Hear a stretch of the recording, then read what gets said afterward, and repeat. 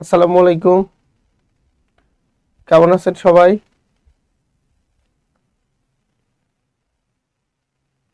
আমার কথা শোনা যাচ্ছে কিনা এবং ক্লিয়ার দেখা যাচ্ছে কিনা একটু কমেন্টস করে জানাবেন।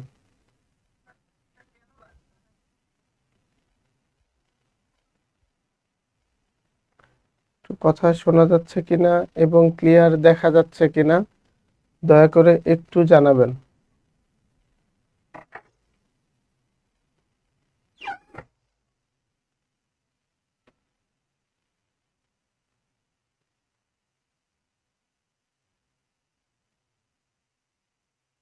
একটু জানাবেন যে আমাকে শোনা যাচ্ছে কিনা। ওয়ালাইকুম আসসালাম, কুষ্টিয়া থেকে থ্যাংক ইউ। আকাশ, শোনা যাচ্ছে কিনা ভাই? আকাশ, শোনা যাচ্ছে কিনা আমাকে? শোনা যাচ্ছে কিনা একটু জানাবেন। ক্লিয়ার, থ্যাংক ইউ ভাই, থ্যাংক ইউ সো মাচ। আচ্ছা, আমি সুজন মাহমুদ আপনাদের সঙ্গে আছি সমাজের গুরুত্বপূর্ণ কিছু প্রশ্ন আলোচনা নিয়ে। এবং এখানে আমরা জব কাউন্সিলের পক্ষ থেকে স্টুডিও থেকে আপনাদের সকলকে স্বাগত জানাচ্ছি। আমরা দেখেন সমাজ কিন্তু বাংলা ব্যাকরণের অত্যন্ত গুরুত্বপূর্ণ একটা টপিক। এই টপিকটা নিয়ে আমাদের আলোচনাটা এত বেশি কঠিন মনে হয়, কিন্তু এটা খুবই সহজ। আমরা যদি বুঝে বুঝে পড়ি, আমরা কি করি, অনেকে গতানুগতিক শুধু মুখস্থ করতে চাই, মুখস্থ করে যায়। এভাবে কখনো হবে না। প্রথম কথা হলো মনে রাখতে হবে, দেখেন সমাসের মধ্যে দুটি আলাদা অর্থবোধক শব্দ আছে। ওয়ালাইকুম আসসালাম। দুটি আলাদা অর্থবোধক শব্দ রয়েছে। যে সমাসবদ্ধ, যেটা সমস্ত পদকে যখন আপনি বিশ্লেষণ করবেন ভাই, দুটি আলাদা অর্থবোধক শব্দ পাবেন, এটা মাথায় রাখতে হবে। আমি কি বললাম? সমাসকে যদি আমরা, সমস্ত পদকে যদি আমরা বিশ্লেষণ করি, অবশ্যই তার মধ্যে দুটি আলাদা অর্থবোধক শব্দ থাকবে। তো এটা নিয়ে আমরা একটু শুরু করি। দেখেন যে প্রথমত আমি যদি বলে থাকি, এই জায়গাটায় দেখেন আমাদের একটা প্রশ্ন আসছে, ত্রিভুজ কোন সমাস? এটার একটু উত্তর করবেন সবাই। ত্রিভুজ কোন সমাস? ত্রিভুজ কোন সমাস? এটার একটু উত্তর করবেন প্লিজ। ভুল হোক, আপনাদের ভুল হোক, কোনো সমস্যা নাই। আমি শুধু আমরা জানার জন্য, শেখার জন্য এগুলোর উত্তর করব। ত্রিভুজ কোন সমাস? আমি তারপরে কিছু কৌশল বলে দেব আপনাদের, যেটা কিভাবে হচ্ছে, কেন হবে, এই ধরনের আরো অসংখ্য আসলে আমরা কিভাবে করব, কোন জিনিসটা দেখে আমরা সহজে বুঝবো। আমাদের তো প্রশ্ন এইভাবেই আসবে, ত্রিভুজ কোন সমাস? আমাদের ব্যাস বাক্য দেয়া থাকবে না।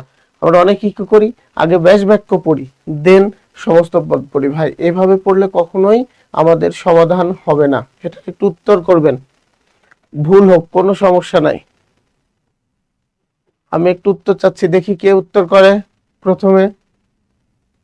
সমাস পারেন না, কোনো সমস্যা না ভাই, সমাস খুবই সহজ জিনিস। একটু আগে দেখেন যে এখানে উত্তর কোনটা, আমরা বুঝতে পারি কিনা। এটার উত্তর কোনটা? ত্রিভুজ কোন সমাস? প্লিজ এটা একটু বলেন, ত্রিভুজ কোন সমাস? বি, আকাশ। বি, দ্বিগু সমাস। আর কেউ?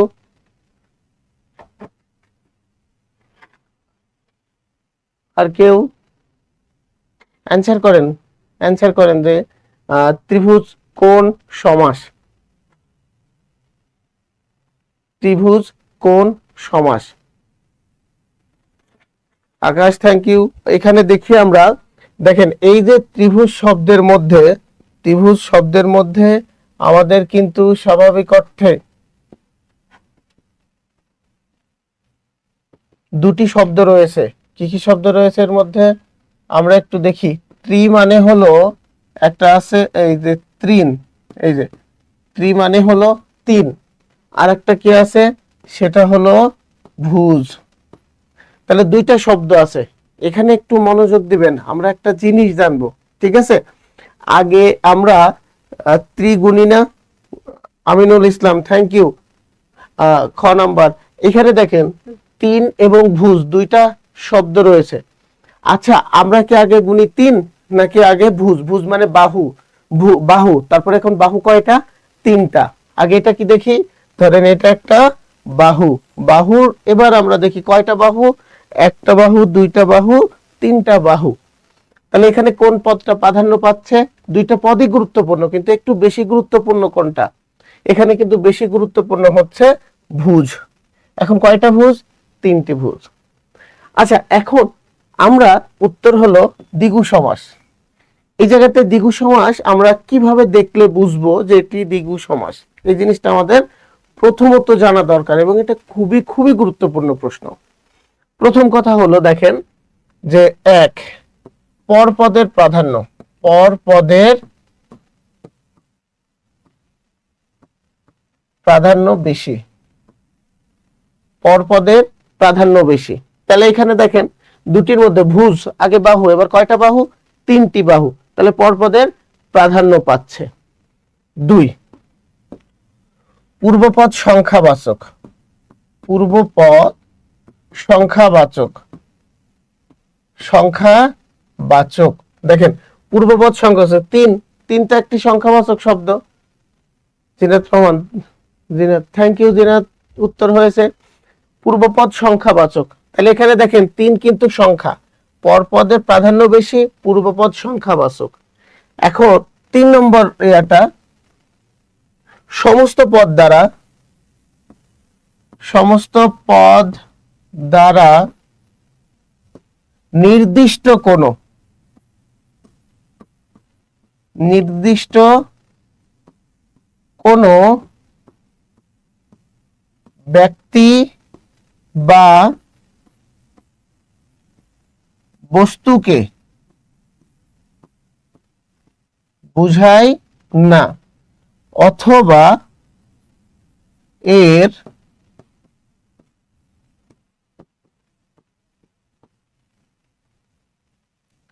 নির্দিষ্ট আকার আয়তন থাকে না। এটা আমরা দেখেন এখানে আমরা কি দেখছি, এটা লিখতে পারি, তাহলে আমাদের জন্য খুবই, পরপদের প্রাধান্য থাকে দ্বিগু সমাস। Thank you. এখানে পরপদের প্রাধান্য থাকে, দ্বিগু সমাসে কি পরপদের প্রাধান্য থাকে বেশি। 2 নম্বর কি পূর্বপদ সংখ্যাবাচক হয়। 3 নম্বর কৌশলটা মনে রাখবেন, এই তিনটা কৌশল যদি মনে রাখেন পৃথিবীতে যত দ্বিগু সমাস আছে আপনি পারবেন। তারপরেরটা হলো নির্দিষ্ট কোনো ব্যক্তি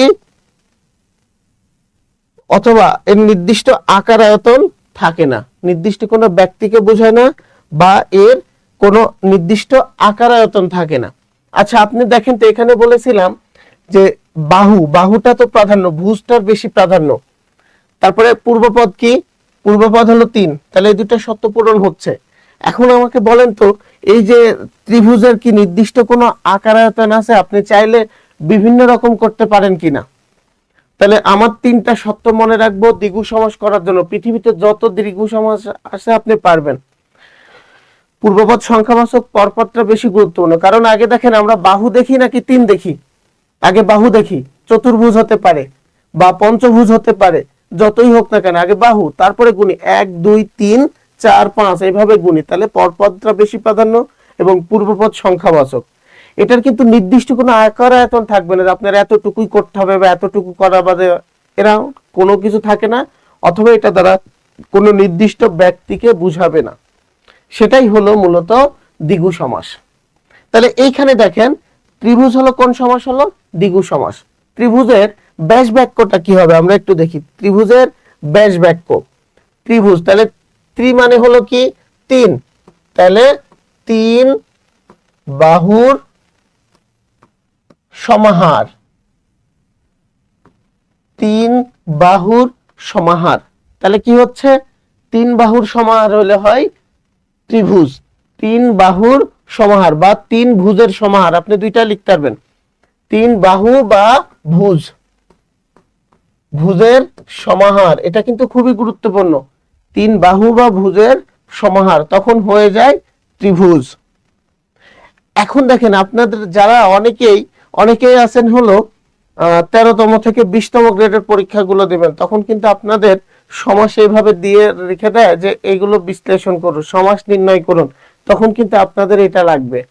এবং শব্দ অনেক সময় যারা বিসিএস দিবেন বা নন ক্যাডারের পরীক্ষা দিবেন, প্রাইমারি নিবন্ধনের পরীক্ষা দিবেন, তাদের ত্রিভুজ কোণ সমাস এইভাবে দিয়ে থাকবে। তাহলে এই দ্বিগু সমাস বের করার নিয়মটা বা কৌশলটা কি আমরা বুঝতে পেরেছি? কি দেখলে আমরা বুঝবো যে এটা দ্বিগু সমাস? এই কৌশলটা বুঝতে পেরেছি কিনা একটু কথা বলবেন। ক্লিয়ার স্যার, অনেক ভালো লাগলো, থ্যাংক ইউ আকাশ। আর কারো একটু কথা বলেন, আর কারো সমস্যা ক্লিয়ার কিনা, এটা ক্লিয়ার কিনা? তারপরে আমরা আরো কিছু করব, আরো কিছু এখানে রেখে দিয়েছে, এগুলো আরো বিশ্লেষণ করে দেখব, এগুলো পরীক্ষাতে আসছে, গুরুত্বপূর্ণ। একটু কথা বলেন, আর কারো সমস্যা এটা ক্লিয়ার কিনা? একটু যারা আছেন, ত্রিভুজ তিন বাহু বা হ্যাঁ তিন বাহু বা তিন ভুজের সমাহার, দুইটাই শুদ্ধ। Nadia Sultana clear, very good. Shahidul Islam, thank you ভাই। এইবার চৌরাস্তা, এই চৌরাস্তাটা আমরা যদি দেখি, দেখেন চৌ মানে কি? চৌ মানে চার, চৌ মানে কি? চার। আর রাস্তা, রাস্তা মানে তো রাস্তা, আমরা তাহলে কি দেখি আগে? রাস্তা, রাস্তা দেখে এখন দেখি রাস্তার কয়টা? একটা, দুইটা, তিনটা। তাইলে এখানে কোন পদ প্রাধান্য? পর পদের বেশি প্রাধান্য। পূর্বপদ কি আছে? সংখ্যাবাচক আছে। এখন এই রাস্তার কি নির্দিষ্ট কোনো আকারায়তন আছে? নেই। এক একটা রাস্তা এক এক রকম হতে পারে। দেখেন আপনার আশেপাশে এক এক রাস্তা এক এক রকম মোটা চিকন আছে না? এইটা হলো, তাইলে এই সবটা আমাদের পূরণ হচ্ছে কিনা? তাইলে স্বাভাবিক অর্থে চৌরাস্তা, চার রাস্তা সমাহার। এটার ব্যাস বাক্য করলে কি পাই আমরা? চৌরাস্তার চার রাস্তার সমাহার, চার রাস্তার সমাহার। অনেক ভালো লাগলো, থ্যাংক ইউ আকাশ। চার রাস্তার সমাহার, থ্যাংক ইউ ভাই। একটু আমরা শিখলে ইনশাল্লাহ সব হয়ে যাবে, আমাদের কোনো সমস্যা নেই। চার রাস্তার সমাহার, শহীদুল ইসলাম, থ্যাংক ইউ। এবার তে মাথা, তে মাথা। দেখেন আগে তো মাথা, এবার মাথা কয়টা? একটা, দুইটা, তিনটা, চারটা, পাঁচটা, 10টা। তাহলে কোনটা প্রাধান্য? মাথা। মাথা কয়টা? তিনটা। এখন তে মাথা যে মোড়, এই মোড়ের কি নির্দিষ্ট কোনো আকার আয়তন আছে? এই সব মোড় পৃথিবীতে যত তে মাথা আছে সবই আকারের হবে, সেটার কিন্তু নেই। তার মানে এটার কোনো নির্দিষ্ট আকার আয়তন নেই। তাহলে কি হচ্ছে? তিন মাথার সমাহার, তিন মাথার সমাহার, তিন মাথার সমাহার, তে মাথা। এখন আপনারা বলেন, আমি যে এইটা বলেছি এই কৌশলটা আমরা বুঝতে পেরেছি কিনা? দ্বিগু সমাস করার ক্ষেত্রে আমরা কয়টা জিনিস ফলো করব? তিনটা কৌশল ফলো করব, তিনটা টেকনিক দেখব, তাহলে দুনিয়াতে সবগুলো পারবেন। এক নম্বর হলো পরপদের প্রাধান্য, দুই নম্বর হলো পূর্বপদের সংখ্যাবাচক শব্দ থাকবে, তিন নম্বর হলো সমস্ত পদ যেটা থাকবে, আপনাদের তো প্রশ্নের সমস্ত পদই দেওয়া থাকবে, এটার কোনো নির্দিষ্ট আকার আয়তন থাকে না, বা নির্দিষ্ট কোনো ব্যক্তিকে বোঝায় না, নির্দিষ্ট ব্যক্তিকে বুঝাবে না, অথবা নির্দিষ্ট আকার আয়তন থাকবে না। দেখেন আমরা ত্রিভুজ করলাম, চৌরাস্তা করলাম, তেমাথা করলাম। এই দ্বিগু সমাসের যদি আসে, আমরা ইনশাল্লাহ পারবো কিনা? এই তিনটা কৌশল মনে রাখা সম্ভব কিনা? ক্লিয়ার কিনা? একটু কথা বলবেন প্লিজ। ক্লিয়ার কিনা? আমরা সকলেই ক্লিয়ার কিনা এটা নিয়ে? এই ত্রিভুজের এইটা নিয়ে সমস্যা আছে কিনা? দ্বিগু সমাসের এইটুকু নিয়ে একটু কথা বলতে হবে প্লিজ। আমি আপনাদেরকে চাচ্ছি প্রত্যেকেই কথা বলেন এখানে, যেন আমরা শিখতে পারি, বুঝতে পারি, জানতে পারি। ভুল হোক, না বুঝলে আমি আবারও বলবো, হাজারবার বলতে রাজি আছি, কিন্তু আমরা কিছু শিখতে চাই। Clear sir, Shahidul Haque, thank you ভাই। আর কেউ, আর কেউ যারা আছেন একটু কথা বলবেন প্লিজ। তাহলে একটু কথা বলবেন, তারপরে এবার আমরা পরেরটাতে যাই। হ্যাঁ,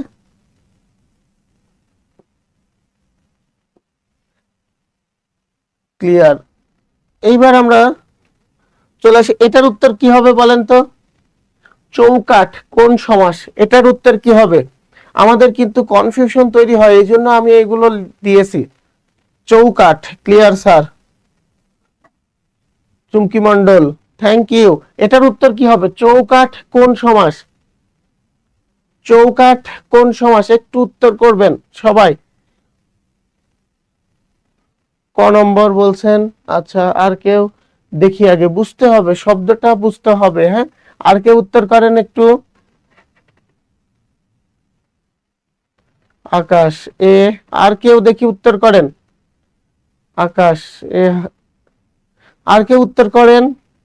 এখানে একটু দেখেন, একটু কৌশল, কিছু কিছু কৌশল আছে যেগুলো আমাদের কাজ করতে হবে। আর কে আছেন একটু অ্যান্সার করেন, আর যারা আছেন অ্যান্সার করেন, ভুল হোক কোনো সমস্যা নেই, ভুল হোক।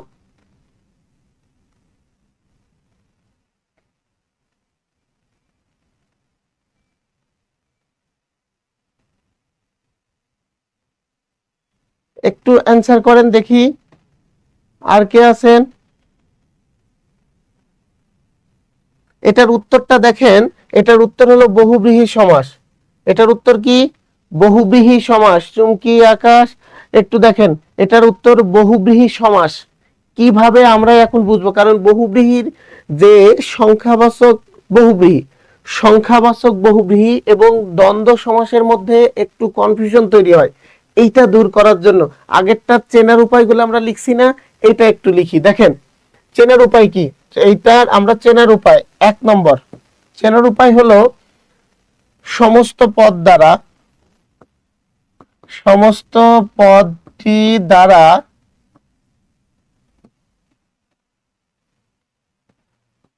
তৃতীয় কোন অর্থ বোঝায়।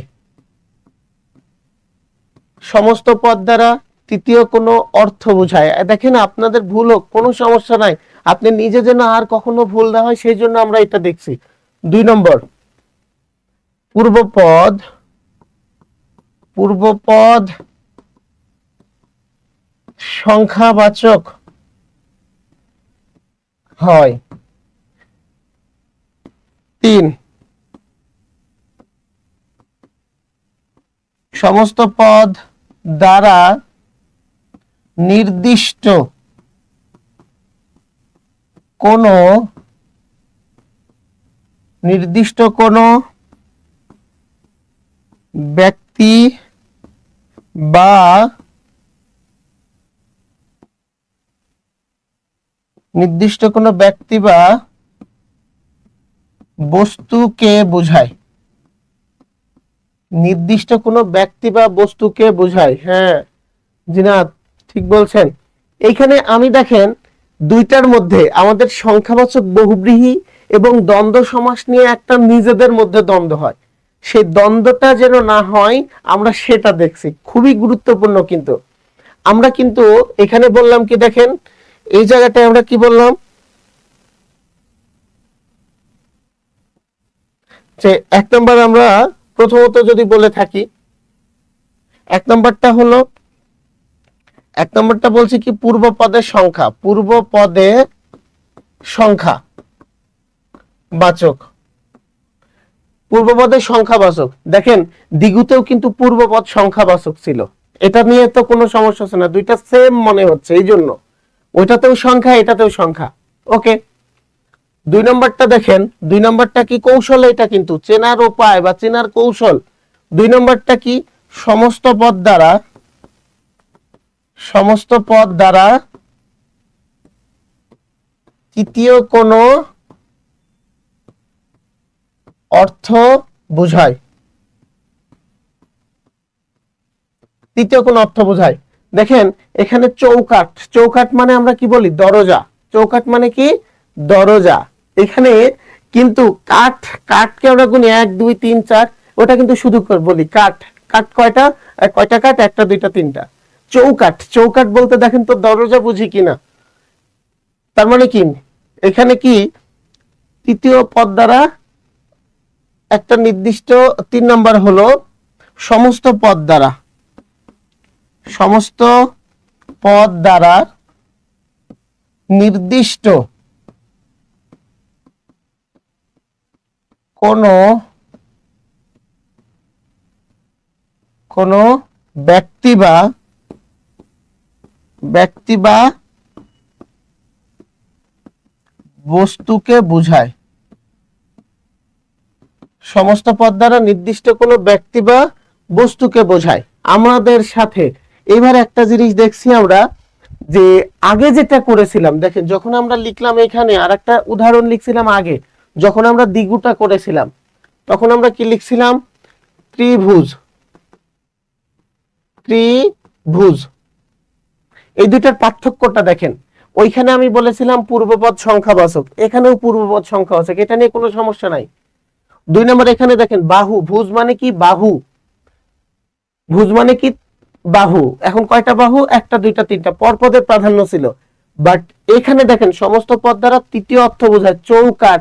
এইখানে যেমন ত্রিভুজ দিয়ে কি তৃতীয় কোনো কিছু বোঝাচ্ছিল? সেটা কিন্তু বোঝায়নি, বাহুটাই বোঝাচ্ছিল। বাট এখানে চৌকাঠ বলতে কিন্তু দরজা বোঝাচ্ছে। এটা বোঝাচ্ছে কি? দরজা, তার মানে কি তৃতীয় অর্থ বোঝাচ্ছে। এবার দেখেন সমস্ত পদ দ্বারা নির্দিষ্ট কোনো ব্যক্তি বা বস্তুকে বোঝায়। দরজা একটা নির্দিষ্ট জিনিস কিনা, নির্দিষ্ট বস্তু কিনা বলেন তো? দরজা একটা নির্দিষ্ট বস্তু কিনা?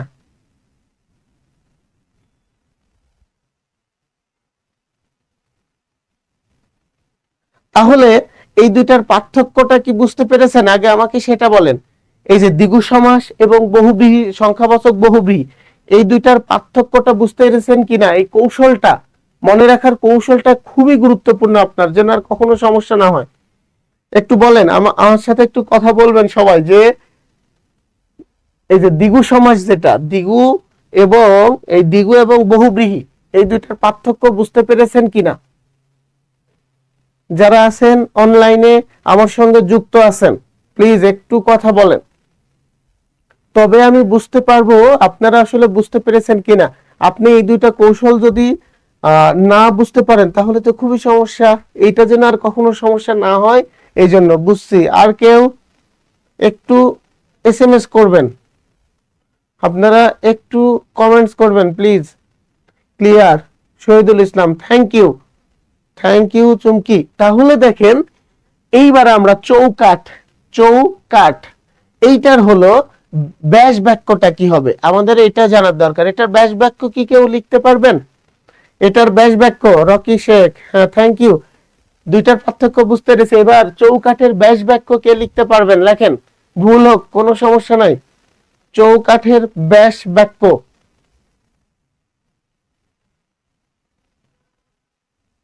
চৌকাঠের ব্যাস বাক্য, চৌ মানে কিন্তু 4। কে লিখতে পারবেন ব্যাস বাক্য ভুল হোক? দি 4 কাঠ জার, গুড। আর কেউ? 4 কাঠ জার, এটাও লিখতে পারি আমরা, চাইলে কিন্তু এটাও লিখতে পারি, 4 কাঠ আছে জার, আছে জার, এটাও লিখতে পারি, ঠিক আছে। শহীদুল ইসলাম, 4 কাঠ আছে জার, এটাও লিখতে পারি ভাই, কোনো সমস্যা নাই, থ্যাংক ইউ শহীদুল। এই এমনই দেখেন দশানন, দশানন, আনন মানে মাথা। দেখেন আনন মানে কি? আনন মানে হলো মাথা। এখানে আনন অর্থ হলো মাথা। এখন দেখেন 10 মানে 10, দশানন। এখন না ভাই, চৌকাঠের সমাহার হয় না, এখানে তো সমাহার না, চৌকাঠের সমাহার হয় না। আছে যা দরজা, তো দরজাতে তো বলা হচ্ছে সব কাঠকে একটার সাথে আর একটা সমাহার ঘটে, থাকে শুধু চারদিকে দেখেন, ঠিক আছে। কাউসার আহমেদ, 4 কাঠ আছে যার বা 4 কাঠ যার, ভাই এটা ঠিক আছে। এটা তো দ্বিগু সমাস না, এটা বহুব্রীহি, সংখ্যাবাচক বহুব্রীহি। দেখেন কৌশল দুইটা একটু দেখবেন। এখানে দেখেন দশানন, দশানন বলতে কাকে বুঝি আমরা? দশানন বলতে রাবণ বুঝি। আমি এখানে বলেছিলাম কি পূর্ববৎ সংখ্যা, সংখ্যা আছে, সমস্ত পদ দ্বারা তৃতীয় অর্থ প্রাধান্য পায়। দশানন বলতে কিন্তু আমরা রাবণকে বুঝি, তাহলে তৃতীয় অর্থ আসতেছে। এখন আমি বলেছিলাম সমস্ত পদ দ্বারা নির্দিষ্ট কোনো ব্যক্তিকে, ব্যক্তি বা বস্তুকে বোঝায়। রাবণ কোনো নির্দিষ্ট ব্যক্তি কিনা বলেন তো? রাবণ কিন্তু একটা নির্দিষ্ট একজন ব্যক্তি। তাহলে দশানন আমরা কি বলবো? এটার ব্যাস বাক্য কি হবে? 10 আনন আছে যার, এটার ব্যাস বাক্য হলো 10 আনন আছে যার। দেখেন আমরা যদি আগে শব্দটাকে বুঝি তাহলে কিন্তু আমাদের আর কোনোভাবে সমস্যা হবে না। 10 আনন আছে যার, তখন সেটা কি হয়ে গেল? দশানন। এটা বুঝতে পেরেছেন কিনা? দশাননটা বুঝতে পেরেছেন কিনা? আমরা কিভাবে করলাম এই দেখেন তো, এই কৌশলটা সবগুলো আমাদের হচ্ছে কিনা, এই কৌশলটা আমাদের কার্যকর হচ্ছে কিনা, আপনি কৌশলটা মনে রাখবেন, তাহলে দেখবেন আর কখনো আপনার প্রবলেম হবে না যে সেটা হলো এই বহুব্রীহি না দ্বিগু, এইটার কখনো সমস্যা হয়। দশানন মানে কি? রাবণ। রাবণের 10টা মাথা আছে, নির্দিষ্ট ব্যক্তিকে বোঝাচ্ছে, তার মানে সেটা সংখ্যাবাচক বহুব্রীহি বা বহুব্রীহি। এইটা বুঝতে পেরেছি কিনা একটু কথা বলবেন যারা আছেন। দশানন এটা বুঝতে পেরেছেন কিনা আমার সঙ্গে যারা আছেন প্লিজ একটু উত্তর করবেন।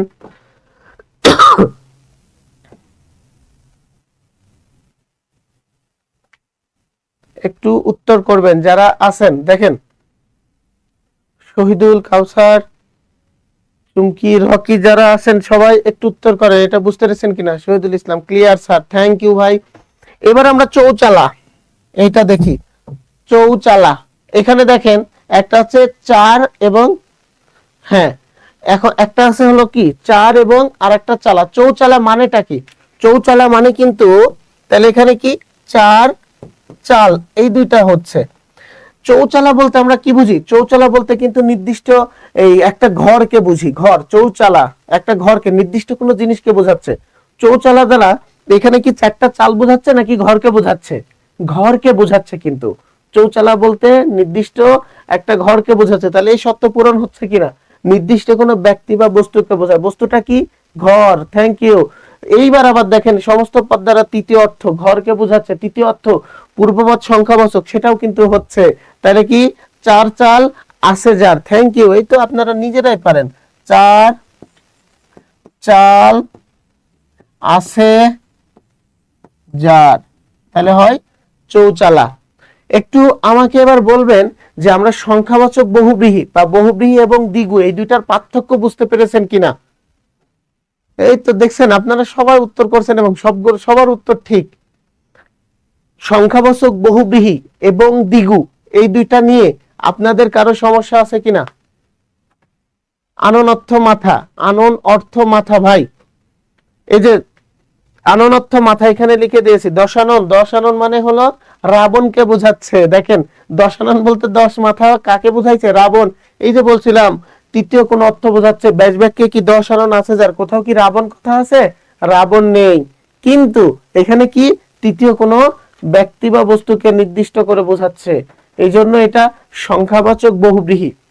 একটু উত্তর করবেন আমাকে যে সংখ্যাবাচক বহুব্রীহি এবং দ্বিগুর মধ্যে যে কৌশলটা এইটা বুঝতে পেরেছেন কিনা। সংখ্যাবাচক বহুব্রীহি এবং দ্বিগু নিয়ে কোনো সমস্যা আছে কিনা সকলেই? জি স্যার ক্লিয়ার, থ্যাংক ইউ চুমকি। আর যারা আছেন একটু কমেন্টস করেন। দেখেন যে এটা নিয়ে কি কারো সমস্যা আছে একটু আমাকে উত্তর করবেন প্লিজ, আপনাদের উত্তরটা লাগবে।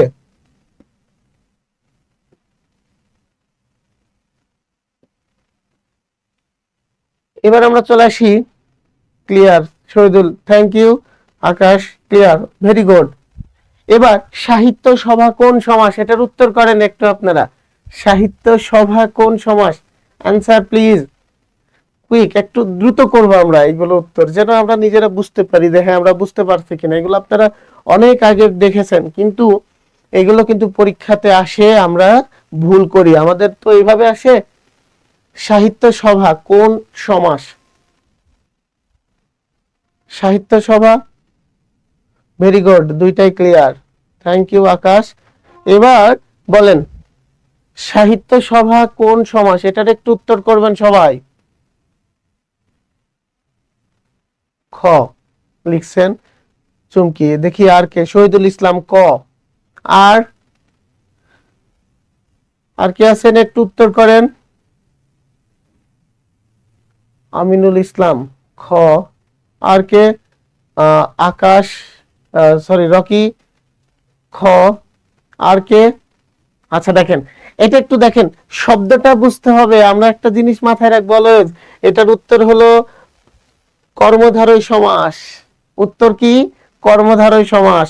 একটা জিনিস দেখেন, কর্মধারয় এটা হলো মধ্য পদলোপী। এটা কি? মধ্য পদ। একটু দেখি সাহিত্য সভাটা কি। এখানে দুইটা পদ আছে, একটা আছে কি সাহিত্য, একটা আছে হলো সাহিত্য, আর একটা আছে কি সভা।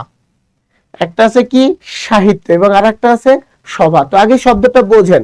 আমি বলেছিলাম কিন্তু সমাসের মধ্যে, সমাস সমাসের যে শব্দগুলো আছে সমস্ত পদের মধ্যে দুটি আলাদা অর্থবোধক শব্দ থাকে, একটা সাহিত্য না ভাই, একটা হলো সাহিত্য এবং আরেকটা সমাস। আকাশ একটু দেখেন ভাই, এটার উত্তর ক, কর্মধারয় সমাস কিভাবে একটু দেখেন। এখানে একটা আছে সাহিত্য আর একটা আছে সভা। আগে তো সভা, এখন এই সভাটা কোন বিষয়ের উপরে, আগে একটু মনোযোগ দেন। আগে সভা, সভাটা কোন বিষয়ের উপরে? গানের উপরে, সাহিত্যের উপরে, কবিতার উপরে, না গানের উপরে? কিসের উপরে এইটা একটু দেখেন। তাহলে এই সভাটার আগে তো সভা বসেছে, এখন সভার বিষয়টা কি? আগে তো সভা বসেছে তাই না? এবার দেখেন তো সভার বিষয়টা কি। আরে কোনো সমস্যা নাই, ফেল হয়ে যাননি, পড়ে থেকে উঠতে হয়, কোনো সমস্যা নাই। আবারও বলছি, আগে তো সভা, এবার সভাটা কিসের একটু দেখেন। সভাটা কোন কোন বিষয়টার উপরে সভা হচ্ছে?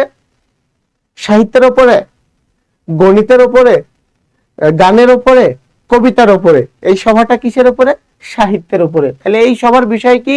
সাহিত্য। তাহলে এটার ইয়াটা কি হচ্ছে দেখেন তো, সাহিত্য বিষয়ক বিষয়ক সভা, সাহিত্য বিষয়ক সভা, তাই না? কারণ আগে তো সভা, তারপরে কিসের সভা? সাহিত্য বিষয়ক সভা। এইখানে দেখেন, আমরা জানি কর্মধারয় সমাসের মধ্য পদলোপী কর্মধারয় যেটা আছে, মধ্য পদলোপী কর্মধারয় সমাসের একটা বিশেষ বৈশিষ্ট্য রয়েছে। সেটা কি? পরপদের প্রাধান্য পায়। মধ্য পদলোপী কর্মধারয়ের পরপদের প্রাধান্য পায়। কি বলেছি? মধ্য পদলোপী কর্মধারয়, দেখেন মধ্য পদলোপী, এটা মধ্য পদলোপী কর্মধারয় কি হয়? এক নম্বর হলো কি? পরপদের প্রাধান্য, পদের প্রাধান্য। দুই নম্বর হলো মাঝের পদ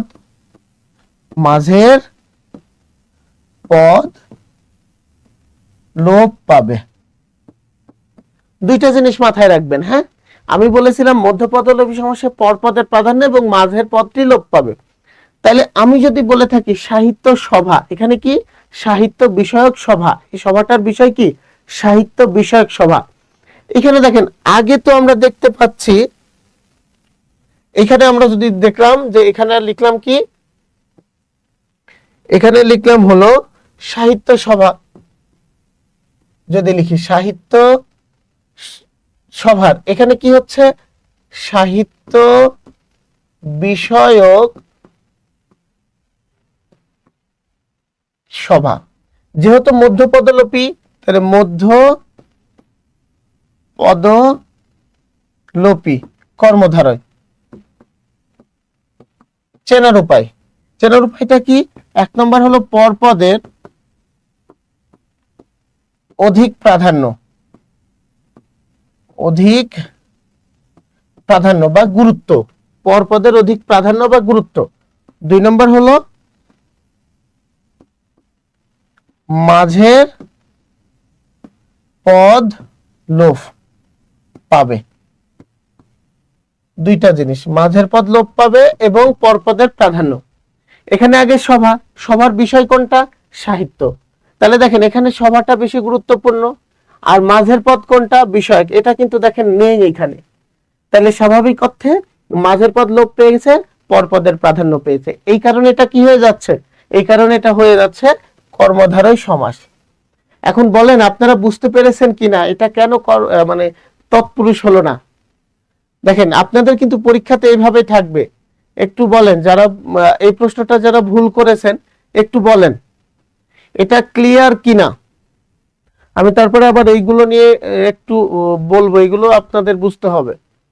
এটা ক্লিয়ার কিনা কর্মধারয় সমাসের, এটা ক্লিয়ার কিনা মধ্যপদলোপী কর্মধারয় এটা ক্লিয়ার কিনা একটু বলবেন। চেনার উপায়টাও দেখবেন এবং বলবেন। Clear, Shahidul Islam, thank you. আর যারা আছেন একটু বলেন ক্লিয়ার কিনা এটা।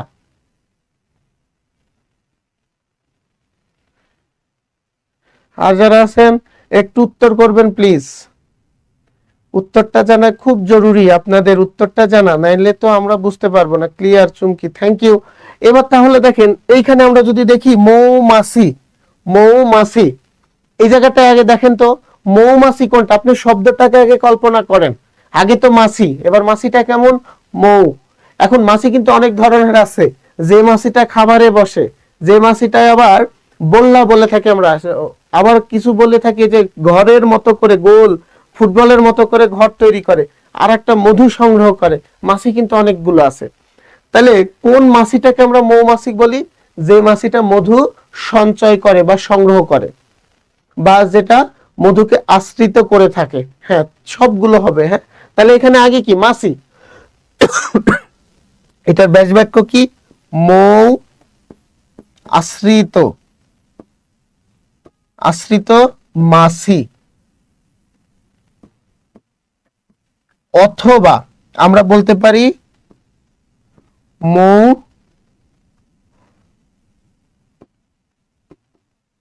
সংগ্রহকারী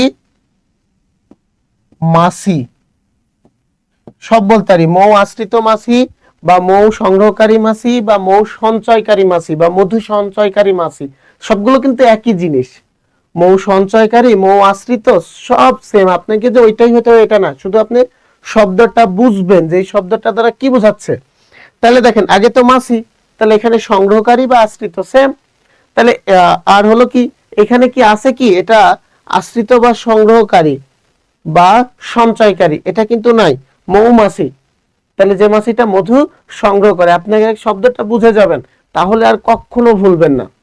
তাহলে মৌ আশ্রিত বা সংগ্রহকারী মাছি। দেখেন আমরা এটা বুঝতে পেরেছি কিনা, এটা কি বুঝতে পেরেছেন? তারপরে আবার আমরা যদি বলে থাকি, দেখেন ছাত্র জীবন সংগ্রহ করে যে ভাই মৌ, হ্যাঁ সেটাও হবে, সেটাও হবে। ছাত্র জীবন, এখানে দুইটা পদ আছে, একটা হলো ছাত্র আর একটা জীবন। এখন আগে তো জীবন, এখন এই জীবনটা কোনটা, এই জীবনটা কোনটা?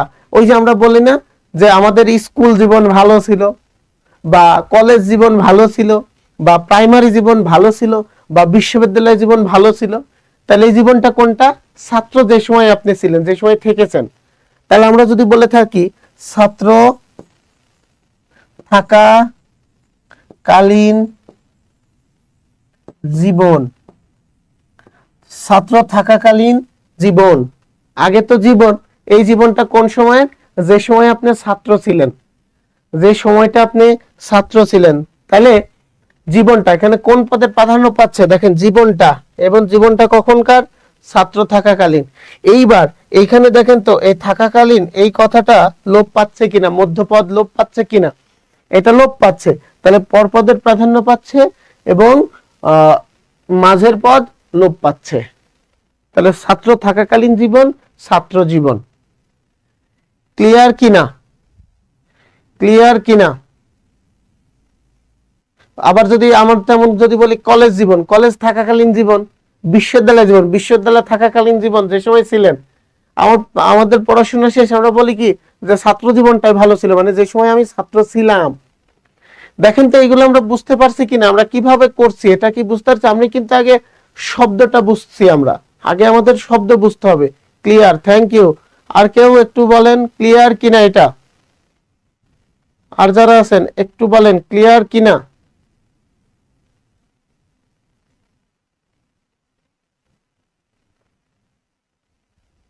একটু বলবেন ক্লিয়ার কিনা। এবার আমরা দেখি যে সংবাদপত্র, এইটা অসংখ্যবার পরীক্ষাতে আসছে, বিভিন্ন পরীক্ষাতে। এখানে দেখেন পত্র অনেক ধরনের আছে, যেমন আবেদন পত্র, নিবেদন পত্র, প্রেম পত্র, নিমন্ত্রণ পত্র, আবার সংবাদপত্র।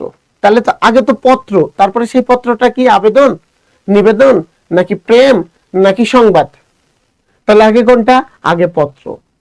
তাইলে এখন সংবাদপত্রে, এই পত্রে কি থাকে? সংবাদ থাকে। আবার প্রেম পত্রের বিষয় কি? প্রেম। নিমন্ত্রণ পত্রের বিষয় কি? নিমন্ত্রণ। আবেদন পত্রের বিষয় কি? আবেদন। আমাদের শব্দগুলোকে উপলব্ধি করতে হবে, বুঝতে হবে, তাহলেই হবে। তাহলে সংবাদপত্র, পত্রটাকে, পত্র প্রাধান্য। এবার পত্রটা কোন বিষয়ের উপরে? সংবাদের। ভেরি গুড, এই যে already Shahidul Islam, very good. তাহলে কি হচ্ছে? সংবাদ বিষয়ক পত্র। সংবাদ বিষয়ক পত্র, তাহলে হয় সংবাদপত্র। সংবাদ বিষয়ক পত্র, তখন কি হয়ে যাচ্ছে? সংবাদপত্র। আচ্ছা দেখেন তো, আমি যে এইগুলো লিখলাম, এই যে মধ্য পদলোপী কর্মধারয়টা যে বললাম, এটা কি বুঝতে পেরেছি? আমরা আগে কি করছি? শব্দটা বুঝছি, শব্দটা দ্বারা কি বুঝাচ্ছে, কিভাবে বুঝাচ্ছে, তাই না ভাই? সংবাদ সংগ্রহ কারক না, সংগ্রহ কারক হলো যে সংবাদ সংগ্রহ করে, হ্যাঁ, সংগ্রহ কারক না, যে সংবাদটা সংগ্রহ করে। তার মানে কি? সাংবাদিক না তো। পত্রটা কিন্তু সংগ্রহ কারক মানে সাংবাদিককে বোঝায়। তাহলে সংবাদ বিষয়ক, ওই পত্রের বিষয়টা হলো সংবাদ। আপনাকে চুমকি কেউ যখন ধরেন আপনাকে আমন্ত্রণ করলো, তখন ওই পত্রটার বিষয় কি থাকে? আমন্ত্রণ। সংবাদ মানে কি? সংবাদ হলো যেটা আমরা তথ্য বা সংবাদ, সেটার বিষয় কি? সংবাদ। আপনি আবেদন করেন যখন, তখন এটার বিষয় কি থাকে? আবেদন। আমার কথাটা কি বোঝা গিয়েছে? চুমকি ক্লিয়ার কিনা? আচ্ছা বাকি যারা আছেন একটু বলেন তো এটা ক্লিয়ার কিনা। শহীদুল ইসলাম, রকি, চুমকি আপনারা ক্লিয়ার কিনা এটা একটু বলেন।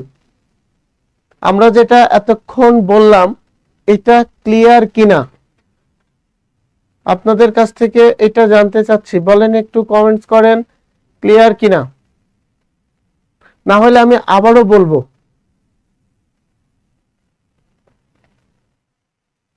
Clear sir, thank you, thank you.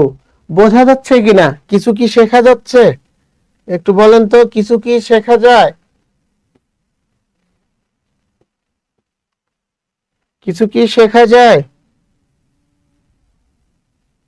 এটার উত্তর কি হবে একটু বলবেন? কথামৃত কোন সমাস? কথামৃত কোন সমাস? Thank you. কথামৃত কোন সমাস?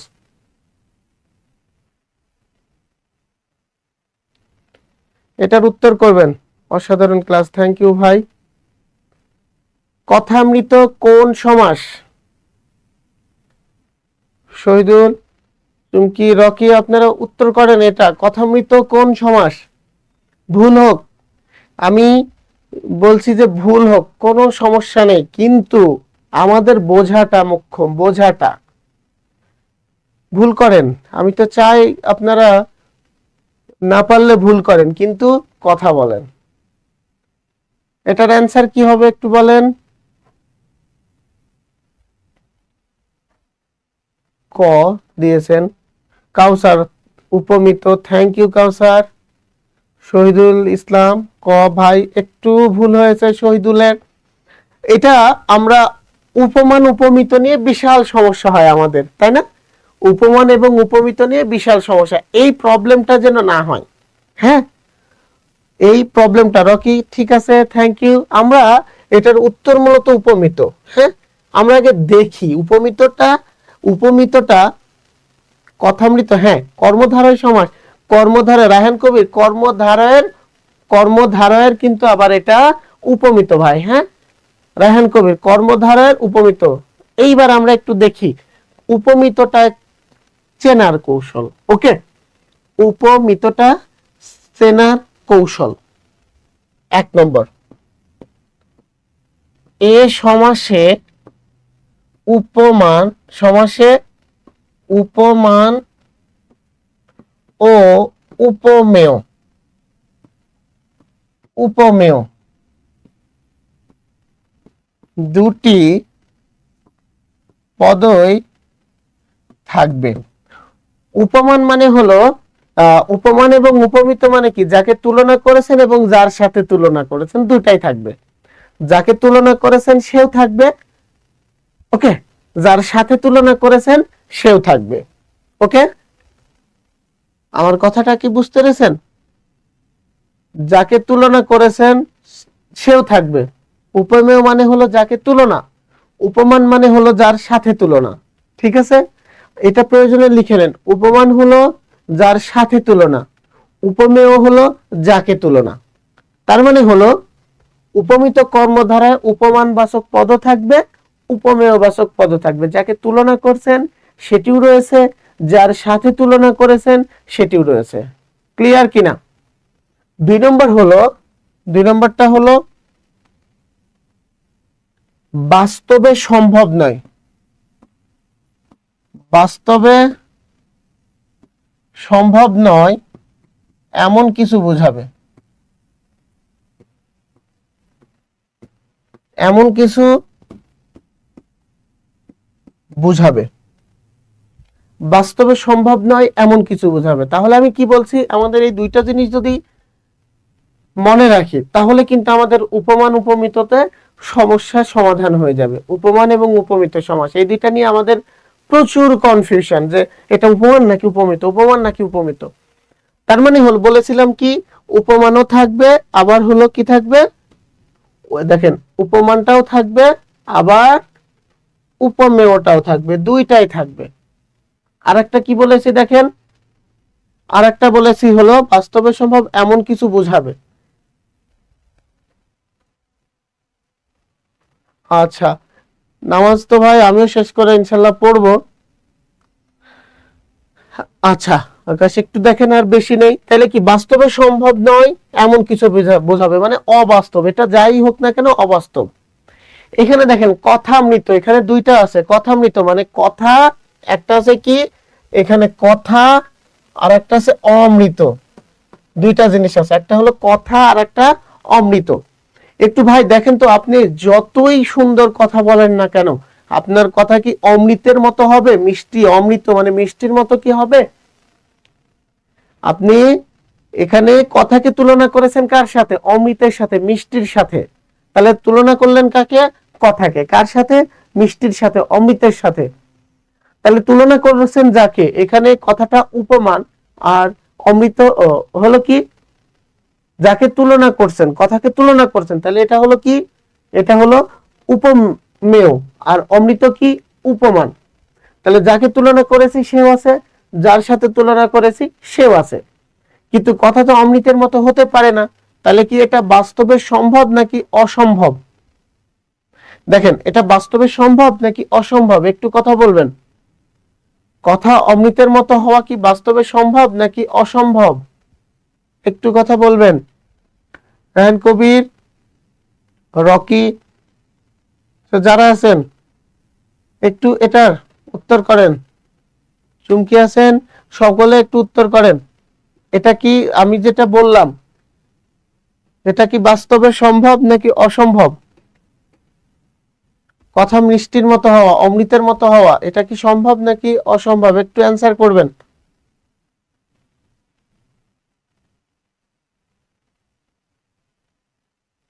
অসম্ভব রকি, থ্যাংক ইউ। তাহলে দেখেন এখানে কথা অমৃতের নেই, এটার ব্যাস বাক্য করতে গেলে কি হচ্ছে, কথা অমৃতের ন্যায় বা মতো, কথা অমৃতের ন্যায় বা মতো। তাহলে আমি দুইটা জিনিস আমরা মনে রাখবো, যেখানে যাকে তুলনা করছেন সেও থাকবে, যার সাথে তুলনা করবেন সেও থাকবে। ওকে, আর একটা জিনিস কি, এটা কখনো বাস্তবে সম্ভবই নয়। চুমকি, থ্যাংক ইউ ভাই।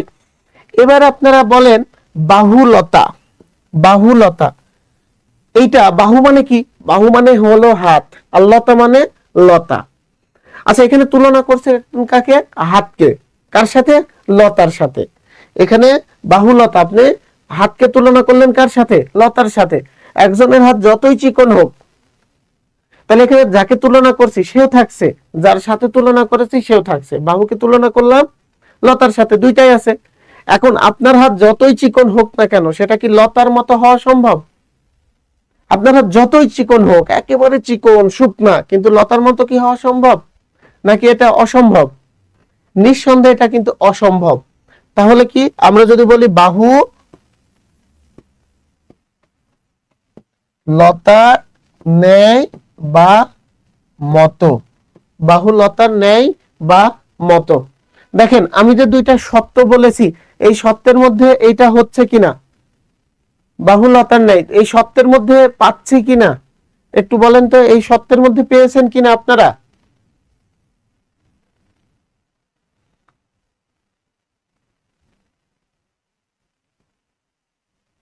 এখানে দেখেন আর একটা জিনিস আছে, সরিতা মৃত, সরিতা মৃত। এখানে কি কি আছে? দুইটা শব্দ আছে, একটা আছে হলো চরিত্র, আর একটা আছে কি অমৃত। একটা আছে চরিত্র এবং আর একটা আছে অমৃত, হ্যাঁ শহীদুল, থ্যাংক ইউ। একটা আছে চরিত্র এবং আরেকটা আছে কি, অমৃত। এখানে আমরা দেখেন চরিত্রকে তুলনা করেছি কার সাথে, অমৃতের সাথে। যাকে তুলনা করলাম সে আছে, যার সাথে তুলনা করলাম সেও কিন্তু রয়েছে। কিন্তু আমার চরিত্র যতই ভালো হোক না কেন, ফুলের মতো হলেও সেটা কি অমৃতের মতো মধুর মতো এত ভালো মিষ্টি বা মধুর হতে পারে কি? এটা কি বাস্তবে কোনোভাবে সম্ভব? এটা কি কোনোভাবে বাস্তবে কেউ সম্ভব করতে পারবে যে একজনের চরিত্র অনেক ভালো কিন্তু সেটা মধুর মতো ভালো বা মিষ্টির মতো ভালো, অমৃতের মতো ভালো? এটা তো হতে পারে না। এই কারণে দেখেন এটা কিন্তু হচ্ছে উপমিত। তাহলে আমরা যদি বলে থাকি চরিত্র অমৃতের ন্যায় বা মতো, চরিত্র অমৃতের ন্যায় বা মতো, তাহলে দেখেন তো আমরা এই উপমিতটা, হ্যাঁ অমৃতের ন্যায়, থ্যাংক ইউ। এই এই যে উপমিতটা আমরা কিভাবে দেখলে বুঝবো এবং চিনবো, সেটা কি আমরা বুঝতে পেরেছি কিনা? দেখেন আমরা তো উপমিত নিয়ে আলোচনা করলাম। উপমিত নিয়ে দুইটা জিনিস কি, যাকে তুলনা করবেন উপমান এবং উপমেয় দুইটাই থাকবে, অর্থাৎ যাকে তুলনা করবেন সেও থাকবে, যার সাথে তুলনা করবেন সেটাও থাকবে, এবং এটা কখনোই বাস্তবে সম্ভব না, অবাস্তব কিছু থাকবে। এই শব্দটা দ্বারা অবাস্তব বোঝাবে দুইটার মিলকে। এখন বলেন আপনারা বুঝতে পেরেছেন কিনা, একটু অ্যান্সার করবেন। এটা বুঝতে পেরেছেন কিনা আপনারা একটু প্লিজ অ্যান্সার করবেন। এটা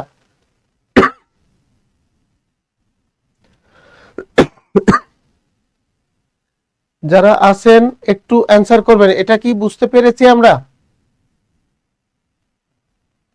ক্লিয়ার কিনা এটার একটু আমাকে বলবেন। জি স্যার, থ্যাংক ইউ।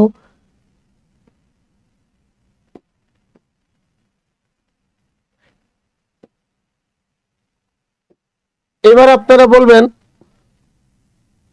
সকলে, তুষার শুভ্র কোন সমাস, এটার উত্তর বলবেন। তুষার শুভ্র কোন সমাস?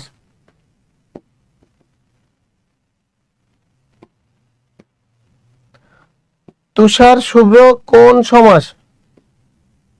এটার উত্তর বলেন সকলে দেখি। তুষার শুভ্র কোন সমাস, কে বলতে পারেন? শহীদুল, রকি, চুমকি যারা আছেন একটু বলেন এটা কোন সমাস, তুষার শুভ্র। বুঝছি, হ্যাঁ এই যে এবার আসছি দেখেন, তুষার শুভ্র কোন সমাস এটা একটু আগে বলেন। অবশ্যই বলবো ভাই, উপমান বলবো, উপমা যেহেতু বলেছি সবকিছু বলে দিব।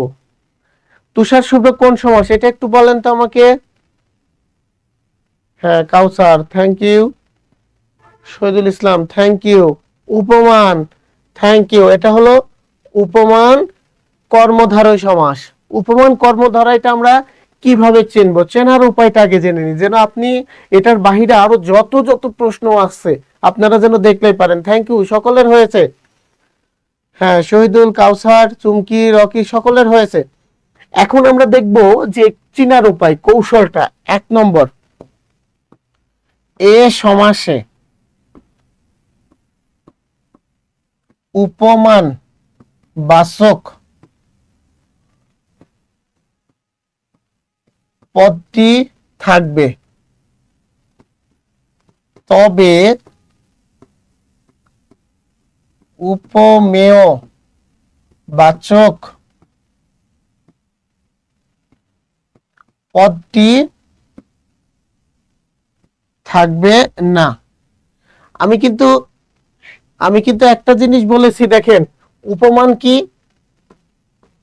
উপমান হলো যার সাথে তুলনা, যার সাথে তুলনা। উপমেয় হলো যাকে তুলনা তুলনা করা হয়। ঠিক আছে, এই দুইটা জিনিস একটু মাথায় রাখতে হবে, যে উপমান যার সাথে তুলনা, উপমেয় হলো যাকে তুলনা, এই দুইটা জিনিস। এখন দেখেন আমরা এখানে দেখলাম যে প্রথমত লিখলাম কি, এই সমাসে উপমানবাচক পদটি থাকে, উপমেয় থাকে না। তার মানে আপনি যার সাথে তুলনা করেছেন সে আছে, কিন্তু যাকে তুলনা করলেন সেই নাই। উপমান কর্মধারয় হলো কি, যাকে তুলনা করেছেন সে নাই, কিন্তু যার সাথে তুলনা করেছেন সেই পদ থাকবে। 2 নম্বর হলো বাস্তবে সম্ভব। বাস্তবে সম্ভব এমন কোনো কিছুকে বুঝাবে। বাস্তবে সম্ভব এমন কোনো কিছুকে বুঝাবে, ঠিক আছে। এখন এইটা একটু দেখতে হবে আমাদের, যে তুষার শুভ্র, তুষার শুভ্র, আচ্ছা তুষারের মতো শুভ্র মানে কি? সাদা। এখন দেখেন যে তুষার শুভ্রটা কোন জিনিসটা, এইখানে কোন জিনিসটা তুষারের মতো সাদা সেটার কি উল্লেখ আছে? সেটার কিন্তু উল্লেখ নাই। তুষারের মতো সাদা কি শার্ট নাকি প্যান্ট নাকি ফুল নাকি কোনটা, সেটা কিন্তু নেই। তার মানে যাকে তুলনা করেছি সেটা কিন্তু নাই। আমি যে শার্ট তুলনা করলাম, যে আমার শার্টটা তুষারের মতো শুভ্র, মানে আমার শার্টটাকে তুলনা করেছি, কিন্তু আমার শার্ট এখানে নেই, কিন্তু কিন্তু তুলনা করেছি কার সাথে? তুষারের সাথে। তাহলে যাকে তুলনা করলাম সেই নাই, কিন্তু যার সাথে তুলনা করেছি সেইটা আছে। হ্যাঁ, তুষারের ন্যায় শুভ্র, থ্যাংক ইউ। এইখানে দেখেন তুষারের মতো শুভ্র বা সাদা হওয়া সম্ভব কিনা, এটা কি বাস্তব কোনো কিছু বোঝাচ্ছে না? তুষারের মতো কিন্তু সাদা হওয়া সম্ভব। এখন আমরা যদি বলে থাকি দেখেন তুষারের ন্যায় বা মতো, তুষারের ন্যায় বা মতো শুভ্র, তাহলে কিন্তু হচ্ছে এই যে এখানে কি তুষার শুভ্র, তুষারের ন্যায় বা মতো শুভ্র, তুষারের ন্যায় বা মতো শুভ্র। দেখেন এখানে তুষারের মতো শুভ্র কোনটা সেটা কিন্তু নাই। তার মানে কি এই সত্য অনুযায়ী হচ্ছে কিনা? এই সত্য অনুযায়ী হয়ে যাচ্ছে না? এই সত্য অনুযায়ী হচ্ছে। তাহলে এখন আমরা যদি বলে থাকি বক ধার্মিক, বক ধার্মিক, এখানে একটা আছে বক আর একটা আছে ধার্মিক।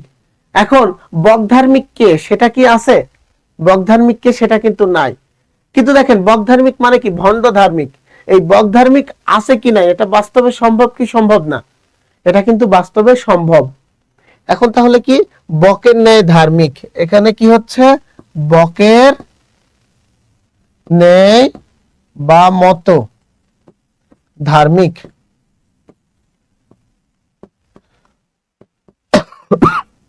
বকের ন্যায় বা মতো ধার্মিক। এখানে দেখেন বক ধার্মিক মানে ভণ্ড ধার্মিক, এটা কিন্তু আছে। অনেক লোক দেখবেন কথা শুনলে মনে হবে সে বিশাল কিছু, কিন্তু সে আসলে আস্ত ভণ্ড। এমন লোক অসংখ্য আছে, কোটি কোটি আছে আমাদের দেশে, অসংখ্য আছে। বুঝতে পেরেছেন? তাহলে বকের ন্যায় ধার্মিক, বক ধার্মিক, এটা কিন্তু বক ধার্মিকটা বাস্তবে সম্ভব, কিন্তু বক ধার্মিক কে সেটা কিন্তু নাই। তার মানে আমি যাকে এই ভণ্ড ধার্মিক বলেছি, বকের মতো ধার্মিক বলেছি, সেই লোকটা নাই। তার মানে আমরা যাকে তুলনা করলাম সে নাই, কিন্তু যার সাথে তুলনা করেছি সেটা আছে। আবার এটা কিন্তু বাস্তবে সম্ভব এমন কিছু বুঝাচ্ছে। তেমনি ভাবে দেখেন সিঁদুর রাঙ্গা, সিঁদুর রাঙ্গা, এখানে সিঁদুর রাঙ্গা কোন জিনিসটা? সিঁদুর রাঙ্গা কি আমার শার্ট বা আপনার কি জামা বা আপনার অন্য কোনো কিছু বা ওয়াল বা কিছু, এটা কিন্তু নাই। কোন জিনিসটা সিঁদুরের মতো রাঙ্গা সেটা নাই। এখন সিঁদুরের মতো রাঙ্গা বাস্তবে সম্ভব কিনা, বাস্তবে সম্ভব কিনা, তাহলে এখানে কি হচ্ছে দেখেন সিঁদুরের ন্যায় রাঙ্গা, এটা কিন্তু সম্ভব।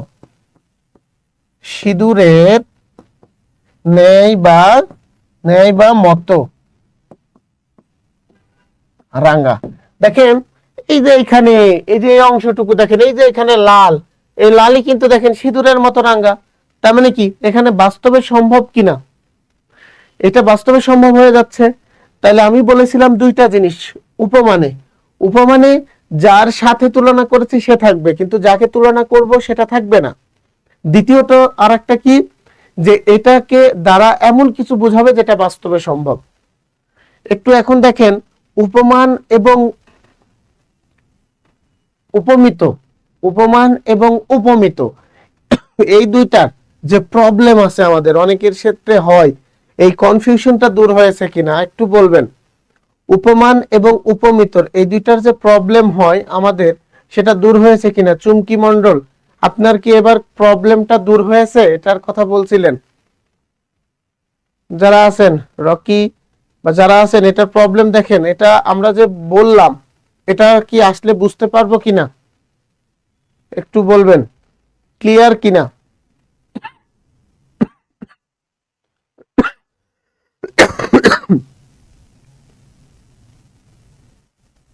এটা ক্লিয়ার কিনা একটু উত্তর করবেন।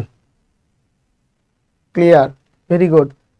পার্থক্যটা কি আমরা বুঝতে পেরেছি? খুবই সূক্ষ্ম কিছু পার্থক্য রয়েছে, যে পার্থক্যগুলো আমাদের আগে ফাইন্ড আউট করতে হবে, তাহলে আর কখনো সমস্যা হবে না। জি স্যার, ক্লিয়ার, থ্যাংক ইউ। আসলে পারবো তো? আমরা যেটুকু আলোচনা করলাম, দেখেন এখানে আমাদের যেগুলো প্রবলেম নিয়ে কিছু আলোচনা করলাম দ্বিগু সমাস এবং সংখ্যাবাচক বহুব্রীহির মধ্যে, আশা করি সেই সমস্যাটা সমাধান হয়েছে। তারপরে আমরা কি আরো একটা আলোচনা করলাম কি, যে কিভাবে আমরা মধ্য পদলোপী কর্মধারয় এটা বুঝবো সেইটা। আর একটা কি উপমান এবং উপমিত নিয়ে যে সমস্যাটা, আমরা এটা নিয়েও আলোচনা করলাম। এই আলোচনাটা আমরা বুঝতে পেরেছি কিনা আলোচনাটা? আচ্ছা, আরেকটু বুঝিয়ে দিব। ওকে কাউসার, কোনো সমস্যা নাই। এই যে আমরা আগে উপমানটা বললাম কি, যে যাকে তুলনা করছেন সে থাকবে না। ধরেন আমাকে আপনার সাথে তুলনা করছেন, আপনি থাকবেন বাট আমি থাকবো না। আবার এইটা দ্বারা বাস্তবে কিছু হতে হবে, এই শব্দটাতে বাস্তবে হতে পারে এমন এমন কিছু বুঝাবে। ওকে। আর উপমিততে হলো যাকে তুলনা করবেন সেও থাকবে, আবার যার সাথে তুলনা করবেন সেটাও থাকবে, অর্থাৎ দুইটাই। যাকে তুলনা করেছেন সেটাও থাকবে, যার সাথে তুলনা করছেন সেটাও থাকবে উপমিততে। ওকে। আর এটা অবাস্তব মিথ্যা কিছু বুঝাবে। আর এই যে উপমানে হলো যাকে তুলনা করেছেন সে থাকবে না, কিন্তু যার সাথে তুলনা করেছেন সেটা থাকবে। আর এটা সত্যি কোনো কিছু হবে এমন বুঝাবে। কাউসার, ক্লিয়ার কিনা ভাই? কাউসার আহমেদ, এবার কি ক্লিয়ার? না হইলে বলেন, আমি আবারও বলছি।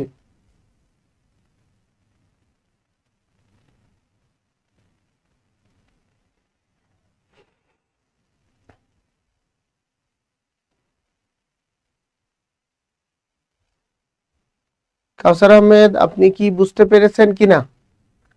সবার ক্ষেত্রে বলছি, দেখেন এগুলো আসলে এখন আপনারা পারবেন কিনা, এই প্রবলেমগুলো দূর হয়েছে কিনা আমাদের একটু সকলে বলেন। আর কাউসার ভাই, আপনি একটু বলেন আপনি বুঝতে পেরেছেন কিনা উপমান আর উপমান আর উপমেয়। উপমান আর উপমেয়, আচ্ছা ঠিক আছে, আমি এটা বলে দিচ্ছি, উপমান আর উপমেয়। ওকে, কোনো সমস্যা নাই। উপমান আর উপমেয়টা আমি দেখাচ্ছি। দেখেন উপমান হলো এই জায়গাটা, দেখেন আমি যদি এখানে বলে থাকি, দেখেন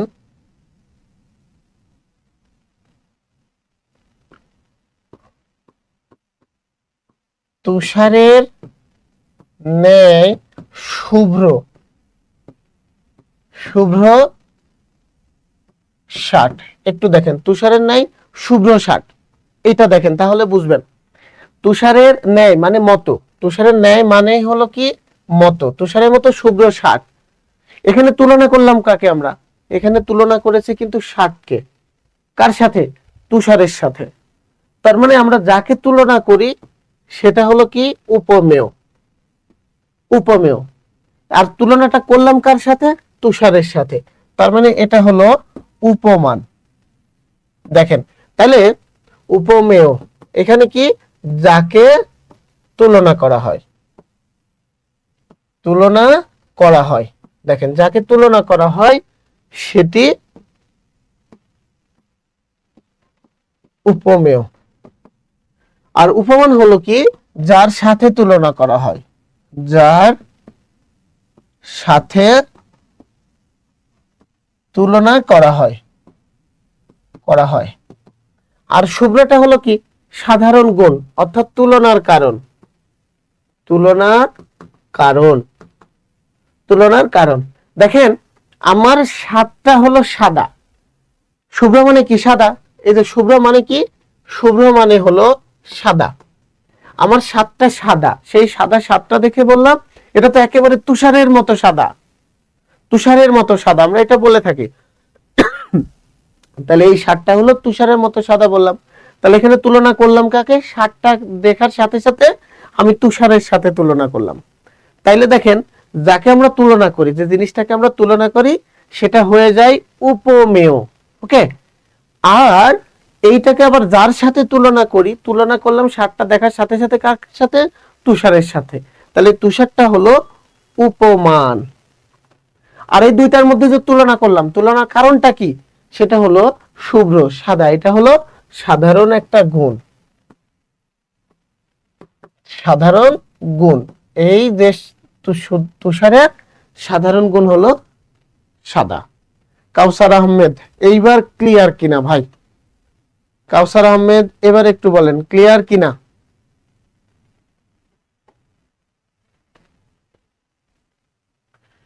কাউসার আহমেদ একটু কথা বলবেন ভাই, ক্লিয়ার কিনা? দেখেন উপমান এবং সকলেই যারা আছেন, রকি আছেন, চুমকি, কাউসার, যারাই আছেন, দেখেন এটা ক্লিয়ার কিনা আমাকে একটু বলবেন। উপমান এবং উপমেয়, উপমান আর উপমেয় না চিনলে তো আবার সমস্যা, কেননা তখন কিন্তু আপনারা স্বাভাবিক অর্থে উপমিত এবং উপমান এই দুইটা কর্মধারাই করতে পারবেন না। একটু কথা বলবেন আপনারা প্লিজ। জি স্যার, থ্যাংক ইউ। দেখেন, আমি যদি বলে থাকি, আরো একটা জিনিস বলে থাকি, নজরুল বাংলার বাইরন, এটা বলতে পারি নজরুল বাংলার বাইরন, তার মানে কাকে তুলনা করলাম? নজরুলকে। কার সাথে? জি স্যার, ক্লিয়ার, থ্যাংক ইউ। বাইরনের সাথে। নজরুল বাংলার বাইরন, তার মানে নজরুলকে তুলনা করেছি। আর নজরুলকে যেহেতু তুলনা করলাম, তখন সেটা হয়ে যায় উপমেয়। আর তুলনা করলাম কার সাথে? বাইরনের সাথে, তখন বাইরন কি হয়ে গেল? উপমান। ওকে, আশা করি কারো কোনো সমস্যা নেই। কারো কি কোনো প্রশ্ন আছে? যে কোনো প্রশ্ন থাকলে একটু বলবেন। যতগুলো আমরা আলোচনা করলাম, দেখেন কোনো প্রশ্ন থাকলে আমাকে একটু বলবেন প্লিজ। কারো কোনো প্রশ্ন থাকলে আমাকে একটু বলবেন প্লিজ।